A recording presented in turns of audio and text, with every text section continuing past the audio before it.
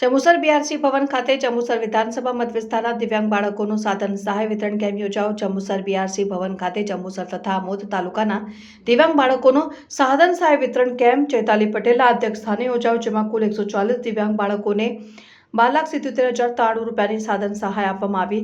ગુજરાત સરકાર દ્વારા દિવ્યાંગ બાળકો માટે એડિપ્સ યોજના હેઠળ સાધન સહાયનો લાભ મળે તે માટે વર્ષ 2023-24માં એલિમ્પિકો ના સહયોગથી એસેસમેન્ટ કેમ્પ રાખવામાં આવ્યો છે। અંતર્ગત આજરોજ જંબુસર બીઆરસી ભવન ખાતે જંબુસર આમોદ તાલુકાના દિવ્યાંગ વિદ્યાર્થીઓને સાધન સહાય વિતરણ કેમ્પ જિલ્લા પ્રાથમિક શિક્ષણાધિકારી સચિન શાહના માર્ગદર્શન હેઠળ આઈઈડી કોઓર્ડિનેટર શ્રીમતી ચૈતાલીબેન પટેલના અધ્યક્ષસ્થાને યોજાયો, જેમાં જંબુસર બીઆરસી અશ્વિનભાઈ પડિયાર, આમોદ બીઆરસી આસિફભાઈ પટેલ ઉપસ્થિત રહ્યા હતા। સદર કેમ્પમાં જંબુસર આમોદ તાલુકાના 140 દિવ્યાંગ બાળકોએ ₹12,77,093 રૂપિયાની સાધન સહાય મેળવી હતી, જેમાં wheelchair, CP chair, BTE, hearing aid, calipers, tricycle, Braille kit, TLM kit, MSID kit આપવામાં આવી હતી। સાધન સહાય દિવ્યાંગ બાળકોના હિતમાં તેમના વિકાસમાં ઉપયોગ કરવા તેઓ સ્વાવલંબી બની મુખ્ય પ્રવાહમાં તેમનું યોગદાન આપી શકે। આ સાધન થકી બાળકો નિયમિત શાળા અભ્યાસ કરવા જશે અને શૈક્ષણિક પુનઃવસન થાય તેમ શ્રીમતી ચૈતાલી પટેલ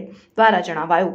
આ પ્રસંગે જંબુસર આમોદ તાલુકાના આઈઈડી સ્ટાફ, બાળકો, વાલી મિત્રો મોટી સંખ્યામાં હાજર રહ્યા હતા। નમસ્કાર।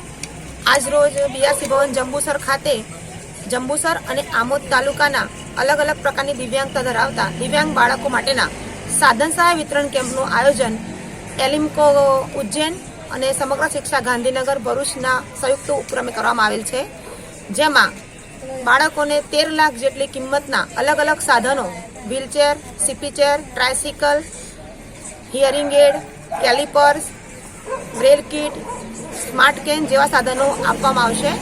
આ સાધનોથી બાળકો નિયમિત શાળાએ જશે, શાળામાં અભ્યાસ કરશે અને એમનું શૈક્ષણિક પુનઃવસન કરશે, એવા ઉમદા હેતુ છે।